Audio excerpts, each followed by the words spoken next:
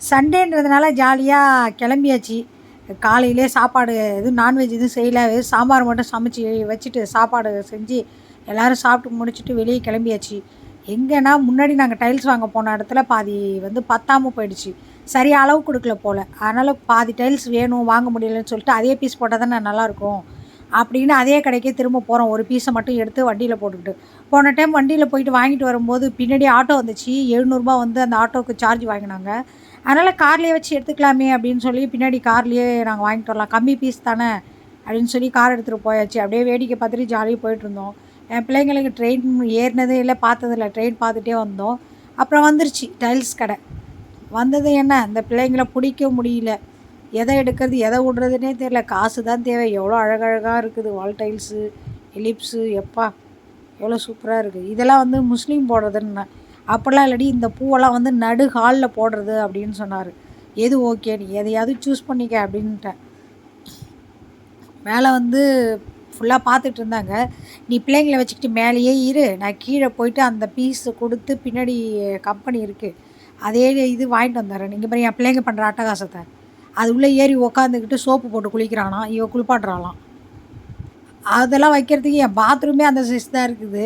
அது எப்படி எங்கள் பாத்ரூமில் வைக்கிறது? அதுக்கெலாம் இன்னும் காசு வேணும்.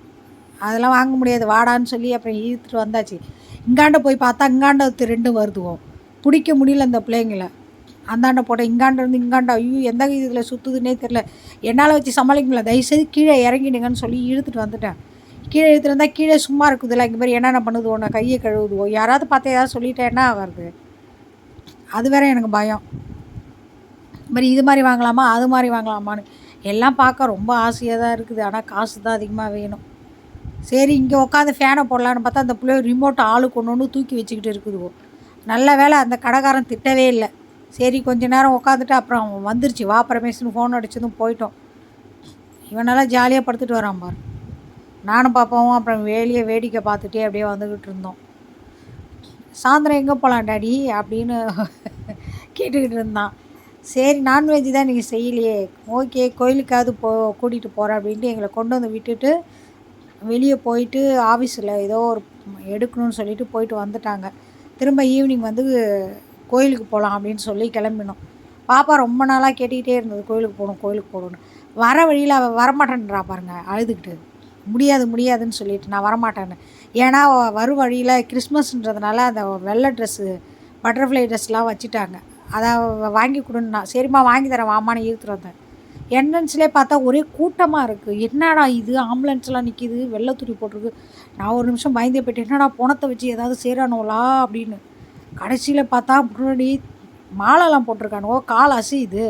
இங்கே ஒருத்தன் தலையை மறைச்சிக்கிட்டான். உள்ளே கிட்டக்க வந்து பார்த்தா மாலை போட்டுக்கிட்டு இவர் இப்படிலாம் பிரச்சாரம் பண்ணி யாராவது சொல்ல சொன்னாங்களா? என்னங்க ஏங்க இப்படி படுத்துருக்காருன்னு கேட்டால் யாரும் சொல்லலை. மாலைலாம் போட்டிருக்காங்க. இவர் வெளியே பார்க்கக்குள்ளே அப்பயே நினச்சேன் ஆம்புலன்ஸ் இருந்தது. என்ன தான் சொல்கிறானோன்னு பார்த்தா சாமி எப்படி கூப்பிடணும், எப்படி வந்தாங்க, அந்த மாதிரி பிரச்சனை பண்ணாங்க. கேட்டால் வள்ளலாறுலேருந்து வரோன்னு சொன்னாங்க.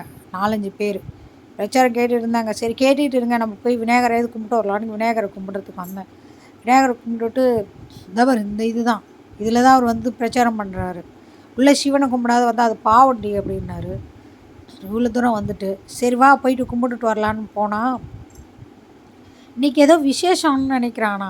எல்லா இடத்துலையுமே இது கூட்டமாக தான் இருந்தது. சிவனை கும்பிடவும் முடியல.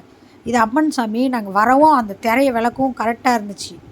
அப்படியே போயிட்டு கூப்பிட்டுட்டு குங்குமம் எடுத்துகிட்டு வந்தோம். அப்புறம் எல்லாத்துக்கும் வச்சு விட்டுட்டு உக்காந்துட்டு இருந்தோம் கொஞ்ச நேரம் உட்காந்துட்டு அதுக்கப்புறம் பசங்க எங்கேயாவது ஸ்நாக்ஸ் வாங்கி கொடுக்கலான்னா விடாதுங்க. இவங்க வந்து டேடி லிட்டில் பிரின்சஸ். இவங்க எப்போதும் மடியிலே தான் உட்காந்துருப்பாங்க, மடியை விட்டு இறங்க மாட்டாங்க. சரி வாங்கன்னு இழுத்துட்டு போனோம். ஃப்ரெஞ்சு ஃப்ரை சாப்பிட்லாமா இல்லை ஏதாவது வாங்கி கொடுக்கலாமான்னு தேடு. நல்ல கடையாக இருட்டி போச்சு. எங்கே போகணுமோ எல்லா கடையும் தேடியாச்சு. கடைசியில் ஃபைனலாக கேக்கு மட்டும் சாப்பிட்டு போகலான்னு வந்தால் ஒரே கிறிஸ்மஸ் கேக்கு. எவ்வளோ அழகாக பேக்கிங் பண்ணி வச்சுருக்காங்க பார்க்குறதுக்கு. ஃபுல்லாக கேக்கு.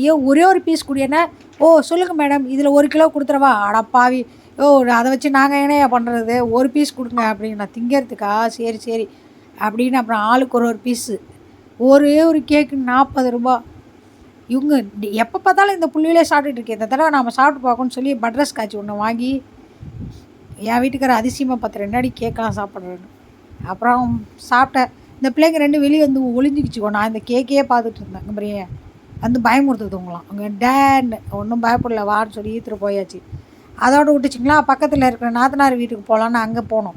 அங்கே போனால் அங்கே இருக்கிறது எல்லாத்தையும் பேக்கிங் பண்ணிட்டேன் நான். பழம், ஃப்ரூட்ஸு, என்னென்ன